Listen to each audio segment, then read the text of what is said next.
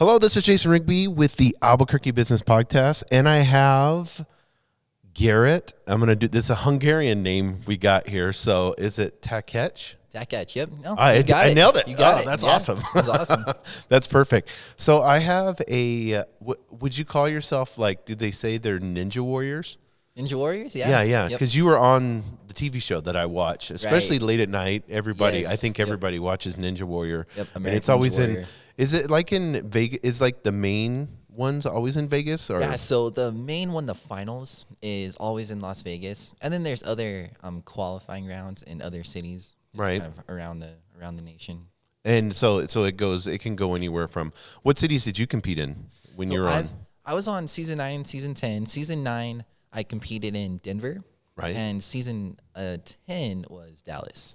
Oh, Dallas? Yep. Like, yeah, so that wasn't that far from here then, being in No, Albuquerque. it wasn't too far. Both of them are about the same. About the same Yeah. distance, that Yeah. way. Yeah, one of the things that I noticed when I watched it is the amount of, like, is there almost like luck with it? Yeah, I think there is an element of luck to it.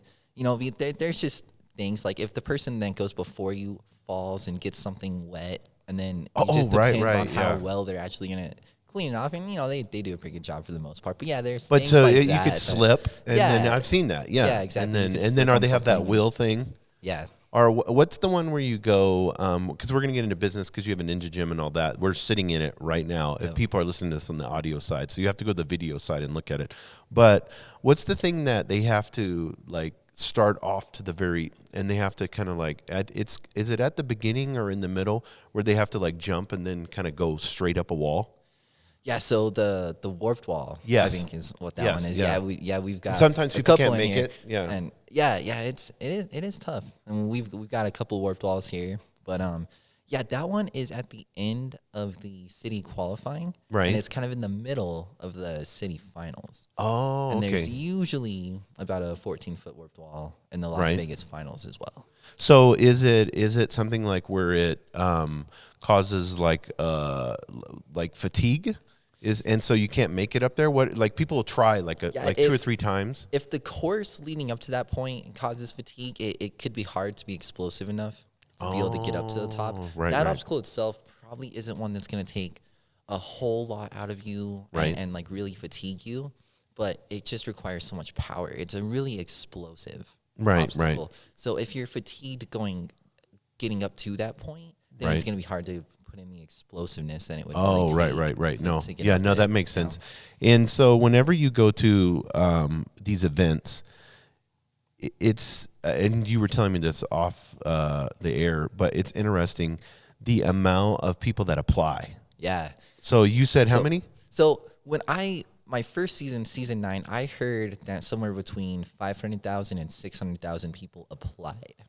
And there's going to be about 400 people total That are going to compete. is what I heard that are going to compete, yeah. So out of 500,000 people, 500,000 people, there's only 400 that are picked. Right. Then out of those 400, do all 400 go on TV? No.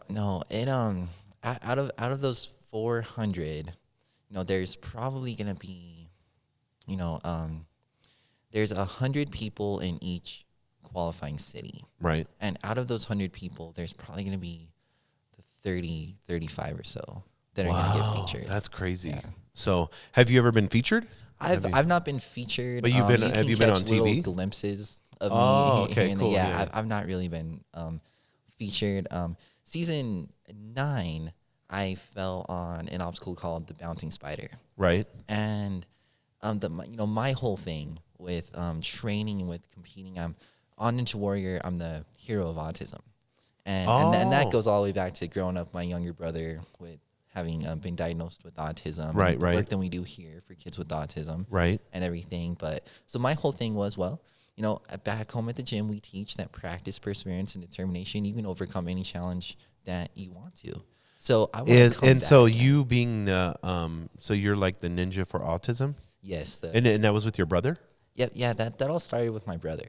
So growing up with my younger brother Tyler, he was diagnosed with autism. So growing up with him gave me just a lot of love and understanding and appreciation, and I think just a passion for Right. for helping kids with disabilities learn and understand how to overcome those things and not be held back from what they're really capable of by, by the diagnosis, by what anyone else says that they would be limited to. Right.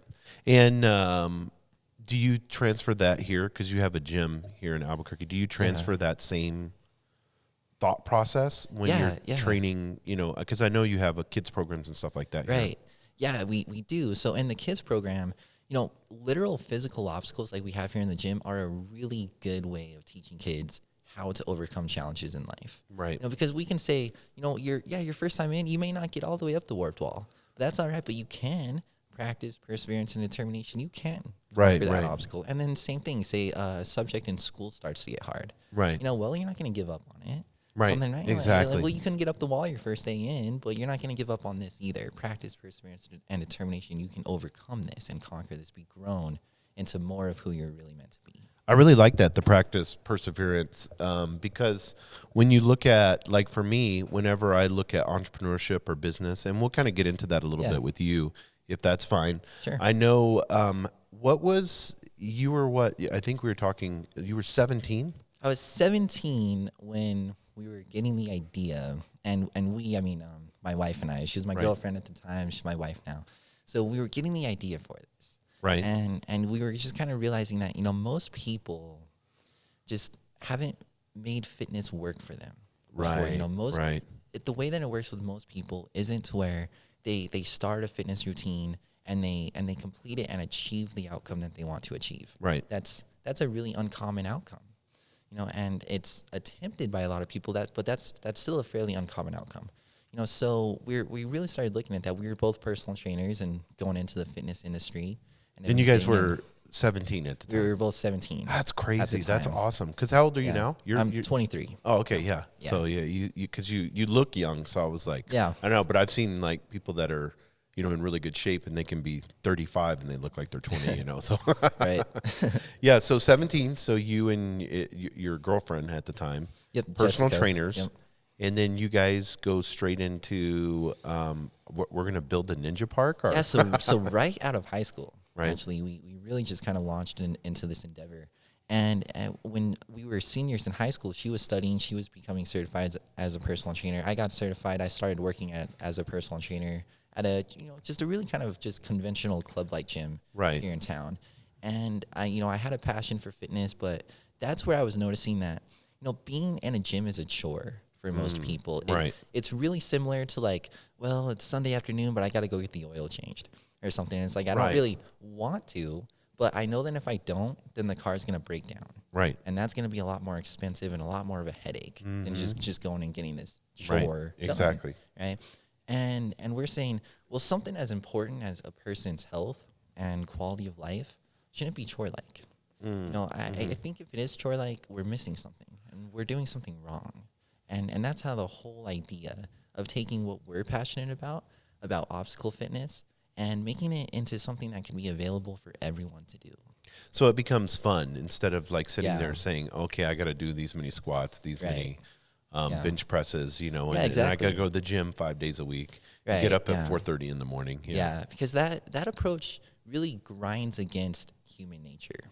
Right. And human nature is kind of just like it's a path of least resistance kind of thing, and that's the truth. That's the truth of how we operate. That's true of the body as well. Right. But yeah, things that just grind against human nature are really hard to form habits in. And a person's health is about the habits that they have. It's about what you do habitually daily that are going to form the overall outcomes of your life. But if you're doing something that that you can stay engaged in, that is fun, and that keeps you motivated, then you can go a long way with that, and you can achieve a lot of goals with that. Right. And the number one reason that any goal goes unachieved is just simply loss of motivation. Because it's easy to do what you feel like doing. Right. And motivation is something that's fueled by emotion.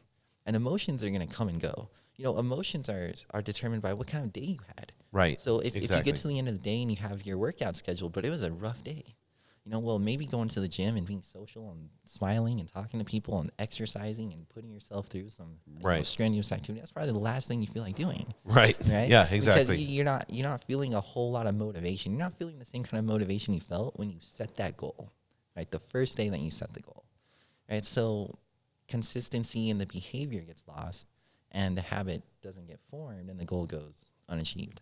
Yeah, and I think with what I see with people that I talk to that are fitness minded is it's the habit part that they don't. They'll have a gym membership. Yeah. They have it on their keychain or whatever. Right. But they're not going consistently.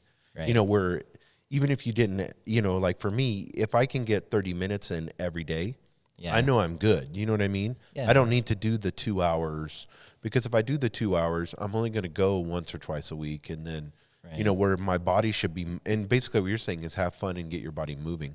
Because I would think our bodies are designed to do the things that I'm looking around right now, and there's all kind of obstacles. And we're in a ninja park. So everything that's here is something that our bodies are naturally inclined to do in nature, probably. Yeah.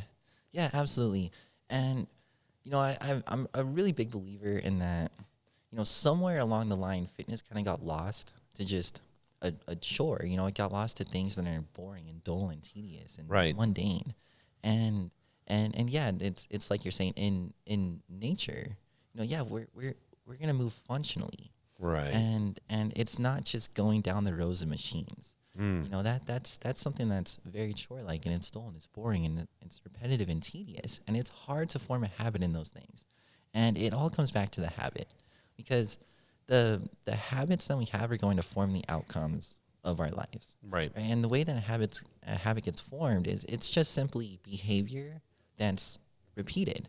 And how we choose our behavior it goes all the way down to what influences our choices is what we believe about ourselves. It goes down to our worldview and our view of ourselves. Because if we have a limiting belief, a view of ourselves that, well, maybe other people can be successful in fitness, but it's just not for me.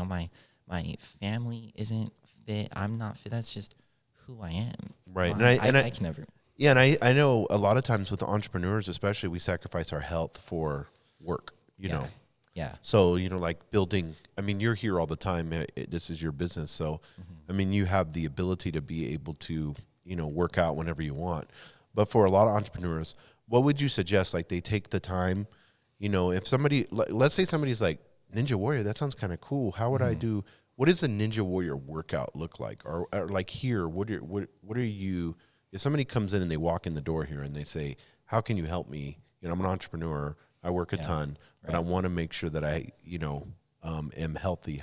What would you do? Yeah. That would be, first of all, it's awesome that the person is recognizing that they work a lot and it's hard to find time, but they do want to be healthy. Right. And that's a huge step for a lot of people, because most people, like you said, they spend their health to obtain wealth. Right. And that's coming from an old Buddhist quote. Right. That most people will spend their health to obtain wealth. And then, they can accumulate some wealth, but when their health fails, then all of their wealth goes toward recuperating their health. Right. And they've never really lived. That's so true. So yeah, when someone comes in, the first thing that's really important to us is that we can make it less chore-like and more game-like. Because the difference between a game and a chore is not very much. The difference between let's use an example of a child at recess. The child jumping rope at recess, right? And then dreading the jumping jacks in PE. The difference there is nothing physical. It's how it's being perceived, because one is a game and one is a chore. One is simply for repetition, and one is for fun. And the difference between chores and games is not that much, but games do engage and stimulate all of the brain's psychological and emotional motivations. So what we do is we want to find someone's starting point. And so a Ninja Warrior workout, it doesn't have to be all on the obstacles. And it's not all on the obstacles. The biggest factor to getting people introduced to this more fun way of fitness is simply just an intimidation factor. It's a belief that, well, I would have to go and get healthy first. Right. And I think that's what a lot of people think, like I can't be running around and jumping on ladders and stuff. Right. I can barely bend down and, pick something up and my back hurts. Yeah, exactly. So that's one of the biggest, just kind of limiting beliefs and obstacles for us to overcome to be able to get people in and help them engage in this kind of fitness style. Right. Because this really is for everyone, and that's how we created it. That's how we designed it. That's how we wanted it. And it's not. We always say that we're not in business for people that can already do what we have in here. Now, someone that can already do all of it, well, yeah, you can get better and you can challenge yourself and do different kinds of courses and build even more strength and more endurance. But we are in business for people who just haven't really been able to make fitness work for them in the past. Right. Because they get bored with it. So we find a starting point for everybody. So the way that our fitness style works, it's called TACFit. So just TAKFIT, TACFit. And what that is it's the combination of body weight exercises with strength training with progressions of the obstacles worked into it. Right? So progressions, what do you mean by that? So like a progression, we can use the warped wall. So we've been Right. talking about the warped wall. So Right. so a progression of the warped wall, it might be just simply starting with lunges and building muscular postural balance in the body so that explosiveness can happen. Right. You know, and then it might be taking it to a push sled. So now we're going to add some resistance. And then we'll do some resistance sprints. And then we're going to learn the technique of the warped wall. We're going to learn safety on the warped wall. And then we're going to keep applying the strength that the person is building through all the progressive exercises to the technique of the obstacle that they've learned. And that's how they start to progress and conquer obstacles. And conquering obstacles is so huge. Oh, because yeah. it's something that is so different from just tracking progress with pen and paper or just looking at the scale. Because the scale is deceptive. It's not really accurate anyway. Right. You know, it's not a real accurate reflection of what's really happening in the body. Because when the body moves, muscles contract, become more dense, become heavier. But fat is being burned and lost. Right. So like looking at the scale and say Yeah. I'm 220 pounds, whatever. Like somebody, I could 220 can look totally different on different people. Right. Yeah, exactly. So what you're talking about is not looking at the scale as much as looking at movement. Yeah, so not letting the scale be the measurement of your success. Right. And not letting it be your worth. I think it's more important that not letting the number on the scale be a measurement of your worth. And I think that's something that's really big. But letting just simply the success of the obstacle. So we have a warped wall in here, starts at 10 feet, and then it goes to 11, 12, 13, 14, even 15. Right. So when the person gets the 10 foot for the first time, that's huge because all of these lunges and squats and push sled and classes and everything that they've been doing, they see that it's moving them in the right direction. Perseverance. Yeah, and then they see that it's paying off. And then it's so invigorating, it's so exciting to achieve and to conquer something. Right. And that's what is a really big part in keeping people engaged and motivated and consistent. Because you leave on like this high of achievement. Right. And you're always feeling better leaving than when you came in. Oh, it's always that way. I mean, at gyms, I can imagine, but especially with something like this, if you're trying to conquer something, Right. It's just not a number on a bench press. Right. It's more than that. It's like, okay, I couldn't even come close to hitting this wall. And now all of a sudden, I'm doing, 10 feet. Right. So, and I'm seeing it right here. You can see the 10, 11, Right. 12. Is that a handhold or is that? Yes, yeah. So you go and get your hand in there. So you have to and- run up on it Right, and then get it to the point to where you get your hand in there. Right. But people can you get the 15? Yeah. Really? That's Yeah. crazy. That just Yeah, seems so high. It is, yeah. And that, we that's what we hear a lot. They're like, wow, that warped wall seems a lot higher than it does on TV. And we're like, Yes, yeah. That's just I just noticed it right now. We were talking about it and then I looked over and it's like, it is. But so you have like a bell up there or something? What is it's that? like a little buzzer. So usually like in the city qualifier, Right.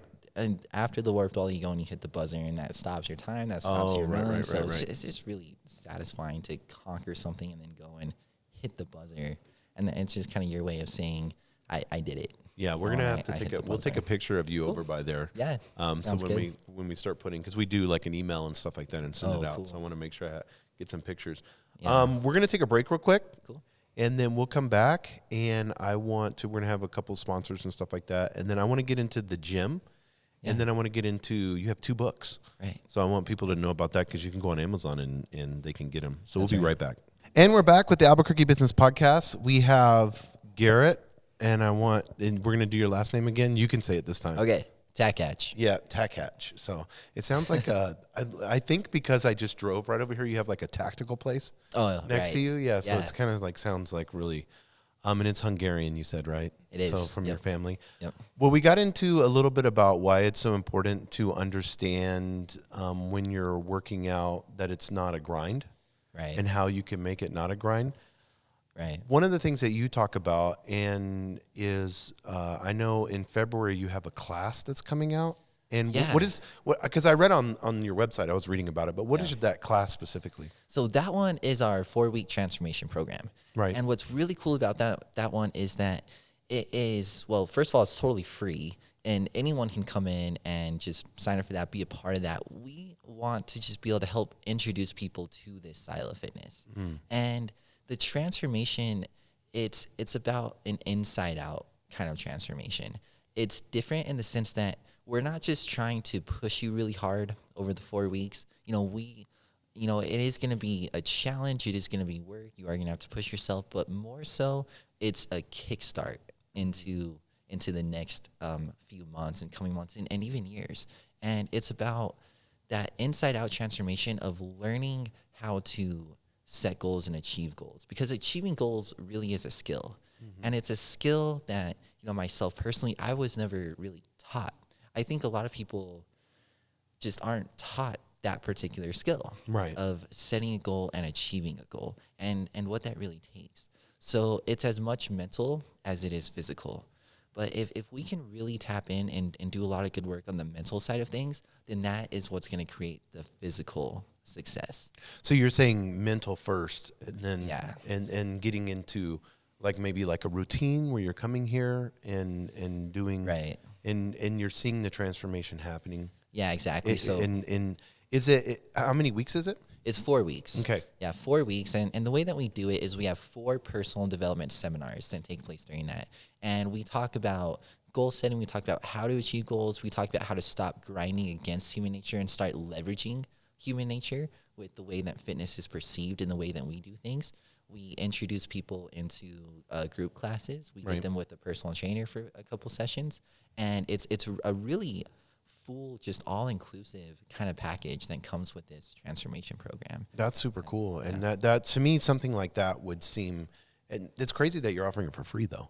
Yeah. So do you have where you have to sign up online, or is there a form or something? So we have a page on our website called 4 Weeks Transformation Program, and all the information is there. But really, all that anyone has to do to sign up is just give us a call. Okay. And we'll get them registered. But I'll put the link in our show notes on the podcast. Make sure we put that on there. Sounds good. I think that's awesome. So I want to get into a little bit about, because you wrote 2 books. One's on fitness and the other one's kind of more personal. Yeah, exactly. How old were you when you wrote the first one?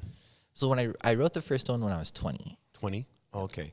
And it's more of like what you were talking about, more of the mental side of things, or? Yeah. The first book is Obstacles Are Meant to Be Overcome. And I'm just talking about my journey of going into entrepreneurialism and just choosing an entrepreneur path at such a young age, just 18, coming out of high school, just going right into starting a business, and how it is kind of ironic that the business is obstacles. Yeah, and it is overcoming 100%, obstacles. And along my entrepreneurial path and journey, there were so many obstacles for myself to overcome. Right. To make the business of teaching people how to overcome obstacles be successful. So it's kind of just about that story. And what do you think, like, if you were out there looking at entrepreneurs, especially here in Albuquerque, because, we're in a city that a lot of people look at it as kind of, and I've heard this by a lot of people, is Wild West. It's kind of like still old school. Yeah. Like certain families own everything, certain groups of people. Yeah. When you started your business at such a young age, was it something that you just said, it wouldn't matter where I was at. If I'm in Dallas or Vegas, it doesn't matter. I'm going to start this business and this is where it's going to, what gave you the mindset to do that? Well, I think that what it was for me was a mindset of not wanting to settle for anything that falls short of being able to fulfill my passions and live out those passions and just live from that authentic place that those passions are coming from and fulfill those dreams. And yeah, it definitely was something where it's like, whether I'm in Albuquerque or anywhere else, this is something that I want to do. Now, when you say passion, because I want to get into that a little bit, because you have that in your book. Right. As far as the passion side of things, why are so many people not doing anything? It's like the working out. It's the same thing, Yeah. correlation. Yep. Why are people working a 9-to-5 job or whatever it may be, or maybe they own a business that they hate? Yeah. Yeah. And even with entrepreneurs that are, just living from their passions in the business, it's even tough there to not let all of the obligation and the responsibility of creating a business around your passion, of not letting that overtake and overwhelm the passion. But I think that, it's just busyness for a lot of people, and it is the responsibility and, even like the overwhelm of the day to day, even things like Facebook, social media, just being busy and stuff like that prevents a lot of people from living into their passions. It is that busyness, but there's also there's a really deep factor to all of this, emotionally and psychologically. And when we talk about our dreams, when we make our dreams available to other people, when we expose our passions to other people, we do make ourselves pretty vulnerable in that sense, because someone can mishandle your dream. Right. There's what I call dream shaming. So for me, Dream shaming. yeah. So for me, with starting Ninja Park, a place like this, I got a lot of pushback, and it was from people who I looked up to. It was from people who cared about me, and that's what makes Was it it so mainly hard. your age? Like And you're too young? it was Why my you wanted- my yeah. age. The thing with it was that people who cared about me wanted me to. They wanted me to have success in finances and be able to keep a roof over my head and that kind of stuff. And at the point where this was just something that was in my head, that's all it was just a vision. But it was my vision. They didn't have the vision for it, so they didn't understand. Right. But yeah, it was me leaving my comfort zone made the people who cared about me uncomfortable. So me being outside of my comfort zone affected theirs. So, because I have a lot of young entrepreneurs, they'll DM me on Instagram a lot of times. Yeah. And they're always talking about, they're looking at doing this or doing that. What would, if you have somebody out there and they're young, you're seasoned business, guy now, because you've been in business for so long now. But if they're 18, 19, 20, what advice would you give them? Yeah. So to people like that, I think that the advice that I would give is to not let the world overtake and cause your passions to be buried inside of you. Because there will be people who care about you, people that are close to you, and that's why it affects us so much. It's not just strangers that we don't know that are just like, hey, yeah, maybe that idea won't work. We really wouldn't care. It's people, it's moms and dads, it's teachers, and it's grandparents, it's family, it's siblings, it's close friends that are concerned that it may not work. But that's what I mean by mishandling your dream. When we're opening ourselves up as entrepreneurs and we're sharing our dreams and our vision and our passions and our talents with the world, there will be people that will cause you pain. And when you open yourself up, there will be people that will cause you pain. And they'll mishandle your dream. They'll accidentally, maybe people from good intentions, but they'll accidentally put you down. They'll accidentally discourage instead of encouraging you to pursue that, because it's an impact that you and you alone can make. It's a vision that you and you alone can fulfill. Right? So I think that the advice would just be to be aware of that, and to be aware that other people may not understand the vision, but that's all right. You have the vision for a reason, and the reason is that it's you who can fulfill it, and you have to do it. Especially like until this place started to exist, be something that you could see and touch. People didn't understand. I got a lot like, well, you just want to work out your whole life, like shouldn't you shouldn't you like study, like get a job, something? And that was people who were mishandling my dream, but they were just looking out for me. They were concerned. They did want. They were concerned about the risk that was going to be. They were concerned about the risk. Yeah. Right. Yeah, and it all just comes down to comfort. If someone that you care about is willing to live outside of their comfort zone and take risk, well, that would affect your comfort for them. Right. And it's something that if you just, people who just react from that, wanting to protect and preserve their own comfort tend to cause pain to the person who's exposing their dream. And when we feel pain in the place of something that's so precious to us, like our dream and our passion, it's really just kind of natural to build up a wall around it and to withhold that. So and try that's to guard crazy. ourselves and But protect I see that all ourselves. the time. Yeah. People, it's like, well, I love to do this or I love to do that, and I'm like, why aren't you doing that? And they're like, Right. well, I have this commitment and this commitment and this commitment. That's like what you said. They built a wall. Yeah, it's like they build a wall up around the dream and around the passion, and it's a way to try to guard ourselves from feeling that same kind of pain, because it's a lot of pain to feel when it's something that's so close and so precious to us, like our passion and our dreams. And I think that that's what leads to settling a lot of times, is something like, well, yeah, I tried out the dream, I tried out the passion, there's a lot of pain, there's woundedness that's associated with that. So I've built these walls around it, and I'm okay with settling for this over here.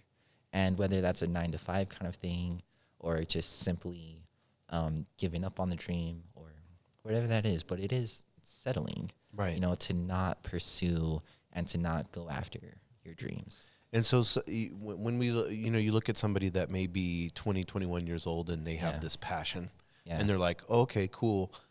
I understand that, but like resources, like how do I move, because obviously this ninja park, this thing didn't create itself. Right. It required a ton of hard work and grinding. What if somebody has limited resources and they're young? Yeah. I think that's definitely something that, stops a lot of people in their tracks, is that barrier of, well, I don't have the money, I don't have the resources, right, kind of thing. My advice is, it's not easy, but it's not supposed to be easy. Right. There's so much room for creativity in the face of an obstacle, in the face of a disruption. So the disruption to your dream is like, well, I don't have the resources to build it. Well, creativity flows from disruption. And I learned that from a mentor and a really good friend. His name is George Black. He's the author of The Next Level Entrepreneur.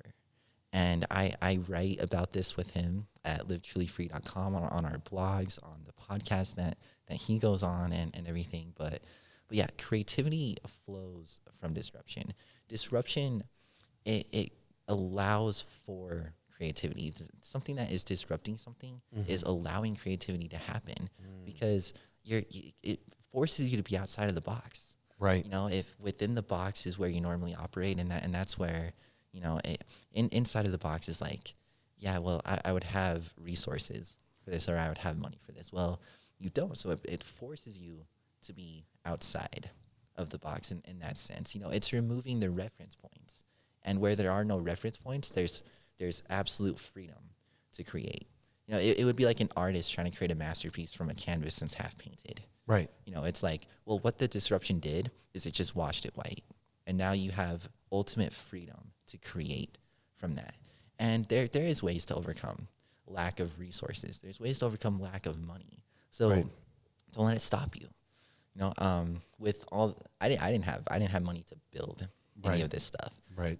So, one thing that I did is I partnered with somebody. Another thing I did was my grandfather has in his company a whole machine shop and a wood shop.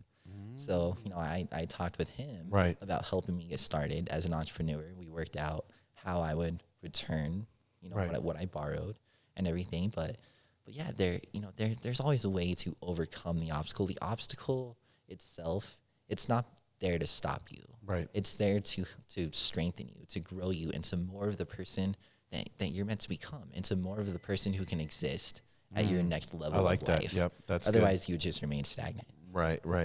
No, I like that. That's so true. I think a lot of people look at creativity as something that is outside of themselves. Yeah. When actually it's that, like you said, the disruption that's in you that's creating that. That's awesome. I like that. Yeah. I think the very last piece that I would put on that advice is, and again, this is something I learned from my mentor friend George Black, but he taught me, when you're faced with an obstacle, when you're faced with disruption, don't ask why. And I think that's so instinctive for a lot of studios. Like, it's like, why? Why did this happen? Or like, why would this be allowed to happen? Or what are it's usually why, and instead to ask the question, what now? Because asking the question why is asking for more understanding. Usually more understanding doesn't lead to anything productive. Right. It still happened, and even if you understand why it happened, well, it still happened. But what now kind of forces a more of an outward, like now, like what now? That question invites creativity into the situation. And I like that because it's like you have to accept what happened, right? And then from there take responsibility, Yeah. to do what you need to do to, I don't want to. The word "fix it" may not be right, but you know what I mean. Yeah. So I noticed in your first book, you use a lot of scripture and stuff like that. So you're a Christian. I am. Yeah, and you go to church here in Albuquerque. Is that part of having faith in being an entrepreneur? Yeah. I mean, I can tell with some of the things that you say, you can see that, and I think that's awesome. How has faith helped you with being an entrepreneur? My walk with faith has been pretty interesting. I grew up in something, in kind of it was really more religious. It was more of a religion than I grew up in. What I mean by that is, like, it was the rules made by the leaders of the church that I was taught to follow, kind of thing. Not necessarily to invite a relationship with God, with Jesus, into my life. And so I kind of moved away from that. And what I thought I could do is, I thought that if I can be successful in business, and if I can gain status and title, and if I can gain even like fame as an athlete, being on American Ninja Warrior, and if I can buy the things that I want, well, that was my solution. That's how I'm going to live a happy life. Right. And the thing was that I was able to do that, and it didn't do what I thought it would do for me. And throughout that whole time, I felt this kind of this pursuit. I was being pursued by Jesus, and he was telling me that I've known religion. I've never really known him, but that he would like for me to get to know him, Right. and he would like a relationship with me, and it's just that constant pursuit. And finally, there were a lot of really painful things that have happened as an entrepreneur. The dissolution of my business partnership. Things that feel like failures. There's a lot of painful things, and like we were talking about earlier, people who will mishandle my dreams. People who will attack those dreams, because we put the dream out there that this is the dream. Yes, exactly. This is it, and people can come in and say what they want to say, do what they want to do, but they can cause me pain from being vulnerable and expressing and offering something that's from within myself. And so there has been a lot of that pain, but through that pain, I really felt that pursuit of Jesus, of God pursuing me and wanting a relationship. And it goes right along with everything you've been saying. Yeah. Even like when you look at working out, like grinding it out. Yeah. It's like, how many people go to church because Sunday morning I have to be here. Well, it's like they're working out. It's like they're I don't really want to be here, but I'm here because I have to do this. I don't want to be at this job, but I'm here because I have to do this. Right. And it's whether it's working out, your work, or it's your religion, whatever it may be. Yeah. I like that. So you were going more in like a relationship based, right? And then just doing something, saying, "Look at me, I'm here. I'm part of this network," or whatever it may be. Yeah, exactly. And going to church now is something that it's so much different than what I grew up with. Because now I go to church to be around other people who are going through the same walk of a relationship with Jesus than I am, and we're there to encourage and strengthen. Right? And exactly. We're just there to soak in the Word to restore and refresh ourselves from the battle of just day-to-day life. Right. And just kind of be in that community. That seems like, that seems more authentic. Yeah. And I think a lot of. Do you think that because of your faith that helped you get through the hard times? Yeah, absolutely. You've gone through as an entrepreneur? Yes, absolutely. I really do. I think that at first the hard times were something that I couldn't overcome on my own. It's something, the hard times are something that Jesus really pursued me in. And now, there's still a pursuit for a deeper relationship, But now it's like, yeah, I can get through the hard times. Before, I was kind of operating with my own strength. I was operating out of my own strength. And I felt that I just wasn't able to do that. I just wasn't able to overcome and to operate out of my own strength. And now, overcoming obstacles that I'm facing as an entrepreneur with my faith, with Jesus, is not operating out of my own strength, but operating with Him as my ally and things, with Him as my friend, and and I like ally, because ally is like that's like in a war, right? It's like in a battle, right? And then that's what this feels like a lot of times, is a battle. So Jesus is my intimate ally in this battle, and that has caused you to win those battles that you face, because I think a lot of people look at the glamour side of things. Like, I can walk in and be like, oh wow, you're 23 and you have a ninja part, and you are on Ninja Warrior. Oh, that looks awesome. All the but seeing the behind the scenes, all the trials and tribulations and stuff that you've gone through to get and accomplish that's the part I think that sets people apart. And something that's really helped is just simply going to Jesus for identity, because before, my identity was something that was so shakeable. So it was something like, if something didn't go the way that I wanted to, or if I made a mistake, or if I experienced a failure in something, well, that was something that would really be easy for me to attach to my identity. It's like, well, I failed in this, so that makes me a failure. And now I'm operating from this core identity of I'm a failure, which isn't even really true. No amount of failing can ever make a person a failure. In fact, failure is part of the process, right? To success. Exactly. But yeah, it was something that was easy to get attached to my identity, and I had to become aware of that, and I had to be aware of, well, what identity am I operating from right now? Am I operating from a false identity? Am I operating from failure? And am I creating more failure because of that? Or am I operating from who Jesus says I am? I like that. Yeah. Because that's never condemning. That's never something that is going to be like a negative attachment to my identity. That's always empowering. It's always like forgiven, redeemed, and it's something, and it's things like warrior, conqueror. That's who He says I am. And when I operate from that changes everything. No, that's awesome. I like that. So whenever you're looking at the future for your business, because we just have a few minutes left, so I want to get into that. Whenever you're looking at the future of your business, what are you looking at?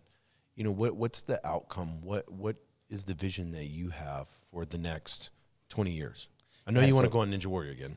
Yeah, it's something I'm working on getting back on this year. Yeah, I think the really long-term vision is to continue to teach people how to overcome obstacles mentally and physically within a fun, safe, and a supportive environment.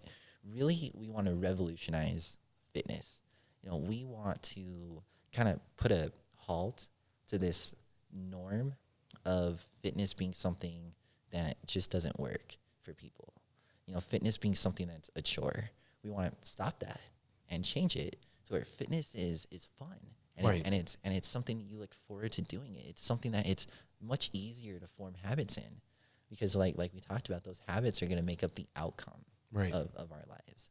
And if we want our outcome to be a healthy lifestyle, and just a healthy body, a functional body, if we want to remain independent, well, that's going to come from our daily habits now. So really, the long-term vision is to revolutionize fitness so that it's something that people enjoy doing, and it's something that makes it easy for them to stay consistent with the behavior that they need to do to achieve the goals that they want by making it fun. Right. Yeah. No, that's awesome. And are you planning on, like, I know you have these transformation, and they're 4 weeks. Are you going to increase those, or is that kind of like your focus? Is that where you're wanting to go in the future? What are you looking at? That is a really big part of the future, and it's a really big part of what I'm doing right now. I'm giving that a lot of energy and attention for myself, because I really believe in that inside out transformation process. And I really believe that if people's mindsets are in the right place, then the physical results will follow.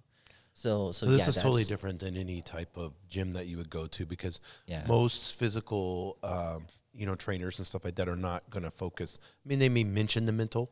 Yeah. You may, and then you may figure it out on your own by doing something really tough or something hard, but focusing on the mental first, that is, I haven't heard that. So and it's so important, and it's so huge, because like a 4-week program that's not focused on the mental side of things, right?